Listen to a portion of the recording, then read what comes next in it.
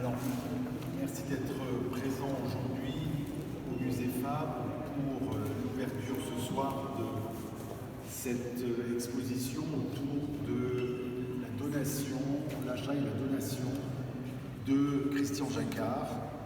Alors, un mot sur le principe de ces expositions. Vous savez que depuis sa réouverture en 2007, le musée a entrepris de constituer un fonds très cohérent autour d'acteurs de la seconde moitié du XXe siècle qui ont marqué vraiment les années 60, 70 et bien au-delà, avec des figures évidemment associées au groupe Support Surface, mais au sens large du terme.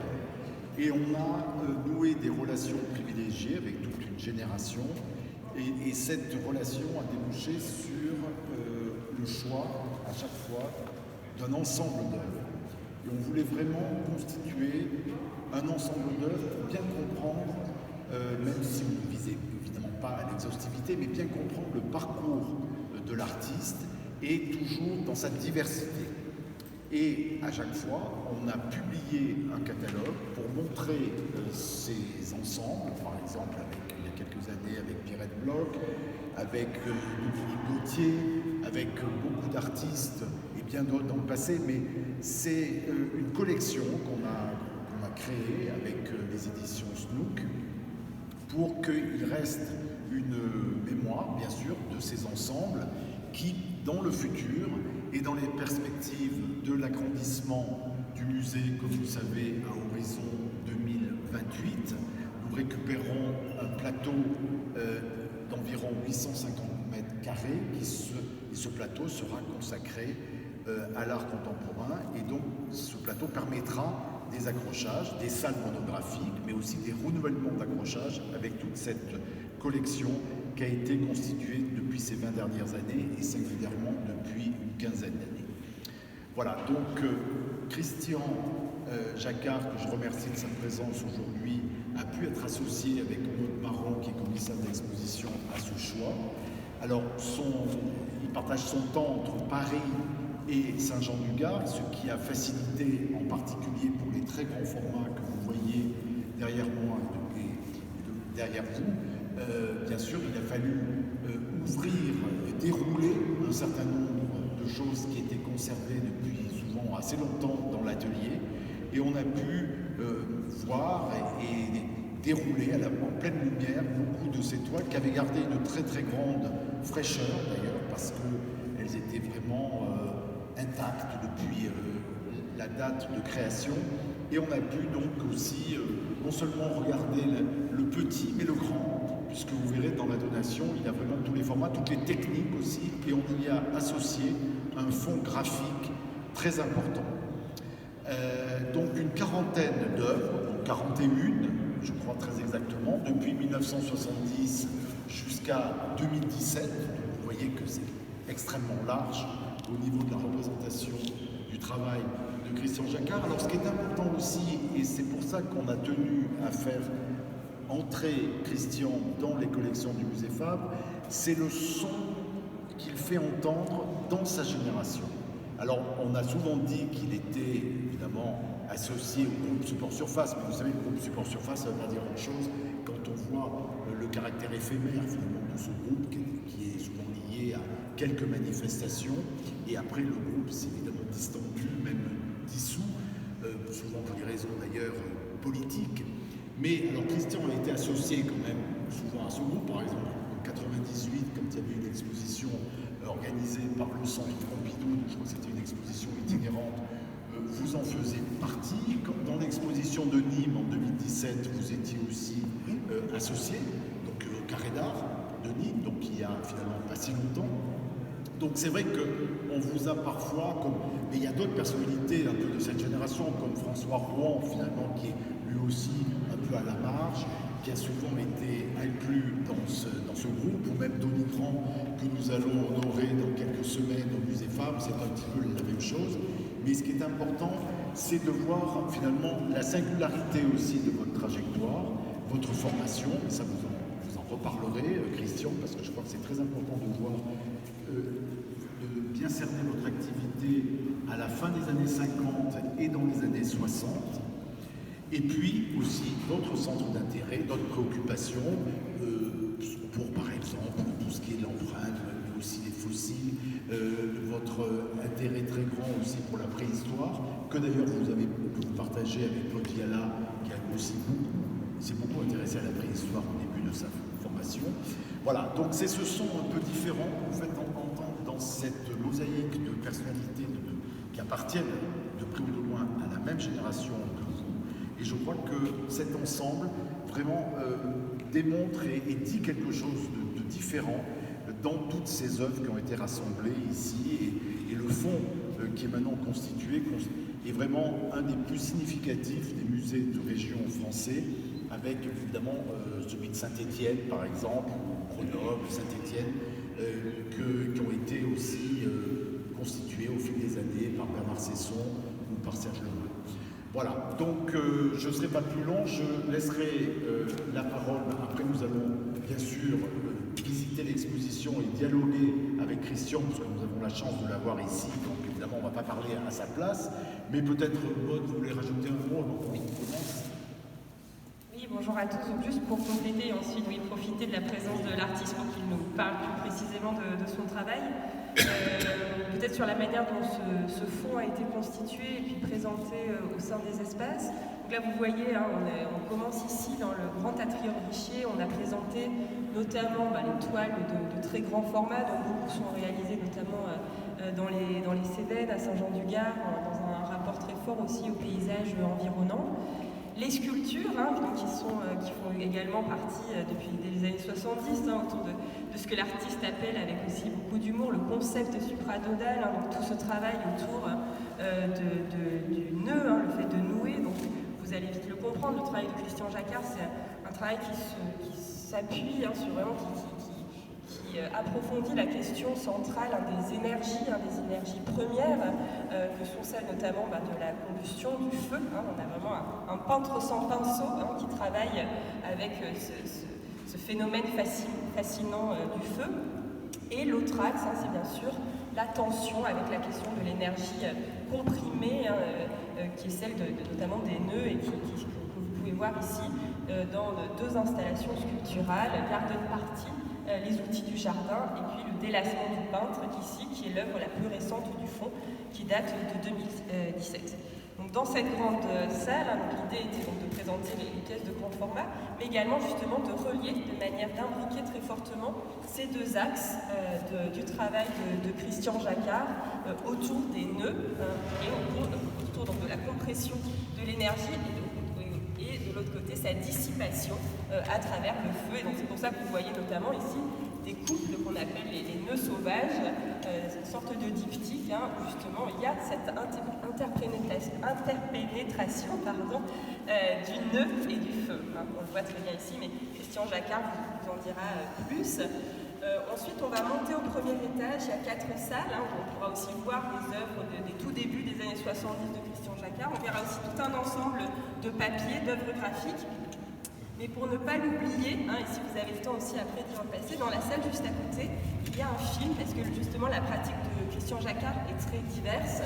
On a vu peinture, sculpture, papier, performance aussi, et puis toute une pratique de vidéocombustion, de film.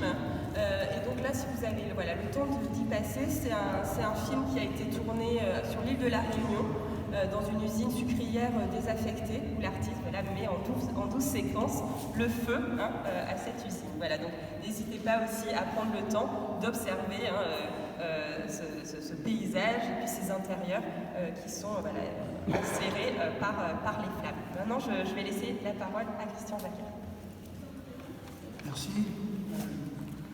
Bonjour à tous. Bienvenue donc au musée Fabre. Et j'ajouterai bienvenue dans Jacquardland, le paradigme des énergies libérées et des énergies dissipées qui ont permis d'assouvir mes rêves, mes incertitudes, mes angoisses et mes inquiétudes également autour de la problématique de l'art, on va XXe siècle et bien sûr maintenant au XXIe siècle. Michel Hiller et Maud Marron-Joski ont déjà présenté une bonne partie des éléments et je les remercie. Vous dire que, étant louveteau, je m'intéressais beaucoup aux fossiles.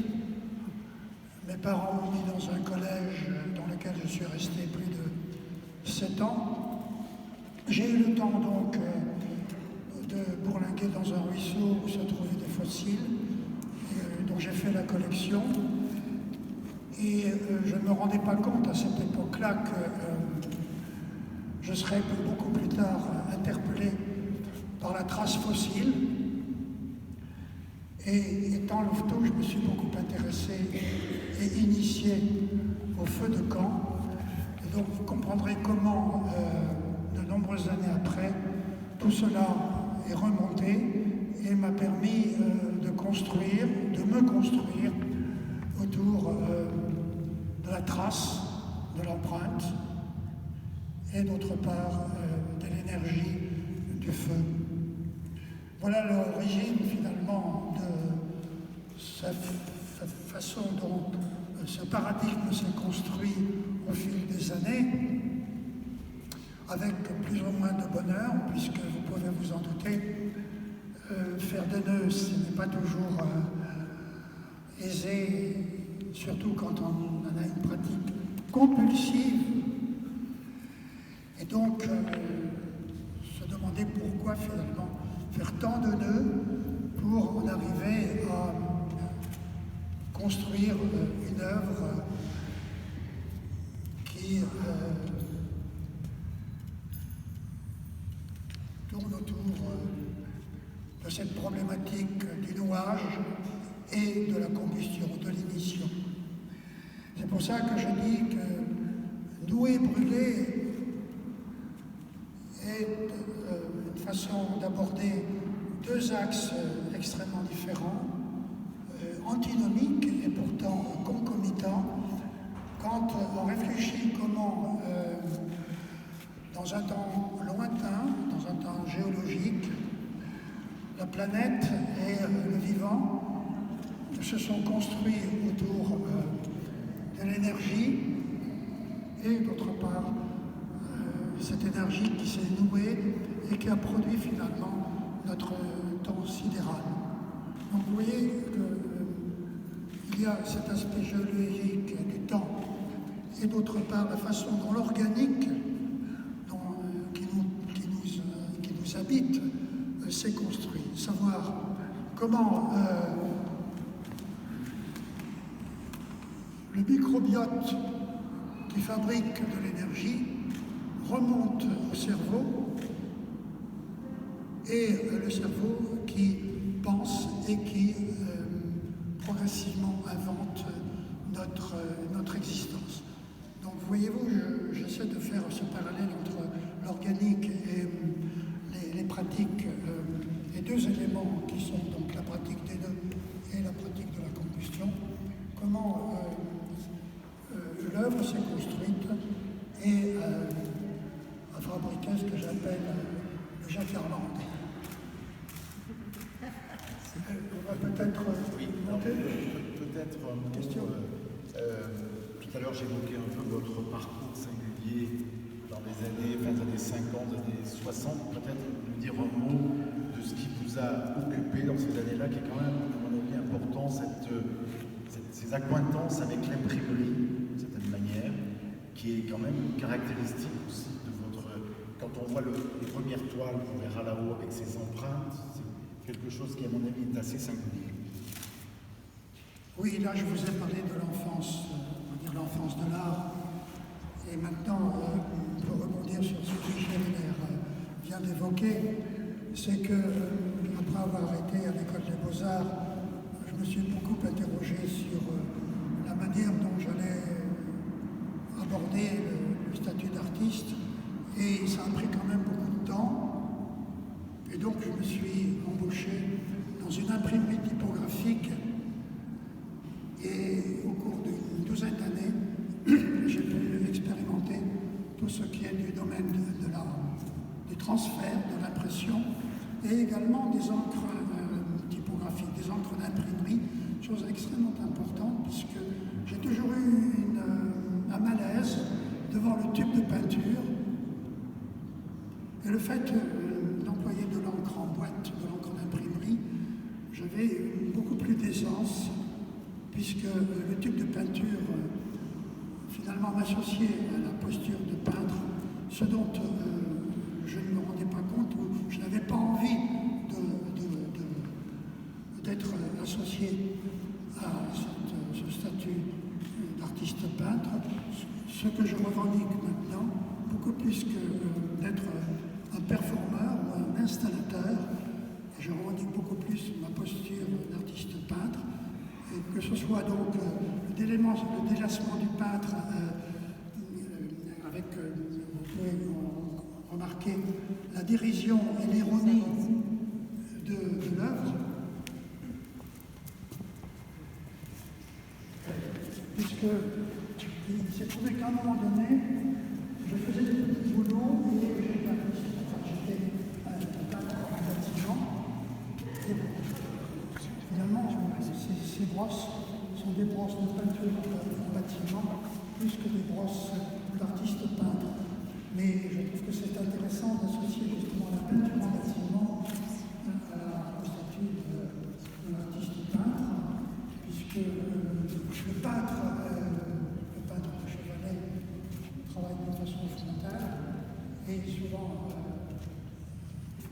le peintre en bâtiment il est à la fois frontal et il peut travailler aussi au sol. Et c'est important parce que vous le verrez en haut, la plupart des œuvres de combustion sont réalisées pas frontalement, mais aussi au sol, suivant le principe de ce que Pollock a employé la peinture all-over, on tournait. Et donc ça, après cette période de peinturerie, j'ai eu donc les relations dans les années, fin des années 60, 70, début des années 70 avec notamment Claude Viala, avec qui je suis très ami et que nous avons souvent fait des rencontres très constructives sur, on va dire, un peu à l'époque des années support surface, la théorie, comme disait Michel Hébert, tout ça, à un moment donné, c'est parti en compote et le support surface s'est dissocié, mais nous sommes restés avec Claude Viala et d'autres, quelques-uns, Vincent Boulès, nous avons de bonnes relations, mais toujours été à l'écart des problématiques du discours, exactement, du support surface. Et donc, au cours des années 70, chacun a parcouru son chemin et donc, à partir du processus de combustion et de la pratique du nœud, je l'ai utilisé pour associer progressivement.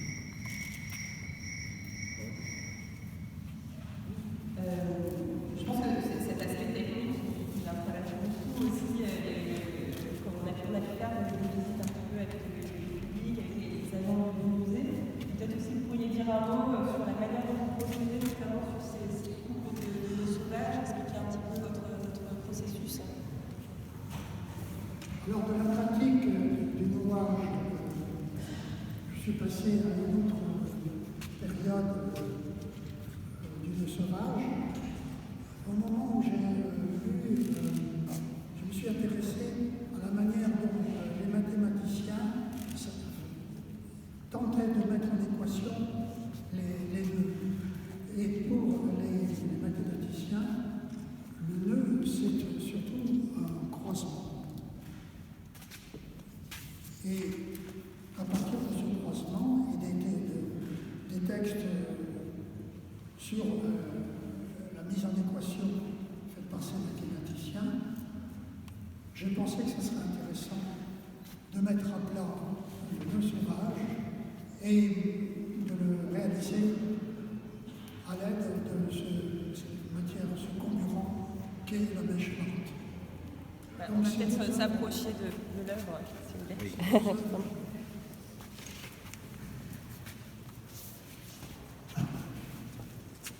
Ces deux œuvres qui forment un diptyque sont deux toiles qui sont mises l'une sur l'autre, entre lesquelles un nœud sauvage constitué de mèches lentes est arrangé, installé, avant d'être enflammé. Et nous avons là l'envers et l'endroit de ce nœud sauvage. La plupart du temps, je me suis intéressé, je m'intéresse toujours, à ce phénomène, cette bipolarité de l'envers et de l'endroit, du haut et du bas, puisque le phénomène de l'humain, le phénomène du vivant, est pratiquement fait d'un phénomène bipolaire, puisque nous fonctionnons suivant deux hémisphères cérébraux, et nos sens sont toujours activés par ce phénomène. Nous avons deux yeux, deux oreilles, etc., deux bras, etc. Et je trouve que ça, c'est extrêmement important, que cette bipolarité que je constate dans l'organique, je la retrouve dans cette bipolarité dans la pratique de la réalisation de l'œuvre, mais aussi dans cette association concomitante dont je vous parlais tout à l'heure, qui est le fait de deux activités, deux axes parallèles, et nouer et brûler. C'est ça qui m'intéresse aussi, de savoir que l'œuvre devient protéiforme, ambivalente, du fait par cette bipolarité. Et peut-être qu'avant de monter au premier étage, un petit mot sur le d'un enfant assez particulier de travail qui débute au début des années 80. Alors, puisque je parlais tout à l'heure des nœuds sauvages, j'ai pratiqué donc cette imposition de la combustion sur les toiles libres, mais comme vous pouvez voir sur votre gauche, j'ai aussi pratiqué les nœuds sauvages d'une autre façon, sur recto verso, avec la couleur, comment la couleur réagissait par rapport donc au processus de combustion. Mais pour enchaîner sur ce que Maud présentait, il se trouve que dans les années 60, fin des années 70, j'ai eu une première exposition dans un musée d'art moderne de la ville de Paris, où je présentais l'étoile calcinée, ainsi qu'une autre série de combustions sur des cuirs de bœuf, m'inspirant de la fameuse ferrade qu'on pratique en Camargue. C'est quand on marque les taureaux au fer. Et donc, à la suite de cette exposition, j'ai eu une sorte de flash au niveau de la problématique du support entre la toile libre et le cuir de bœuf. Et ce flash, c'est quand je fréquentais pratiquement toutes les semaines le musée du Louvre, de façon à procéder à ma rééducation artistique sur la peinture de Chevalet, à travers la collection du musée du Louvre. Et ce flash s'est produit donc au musée du Louvre.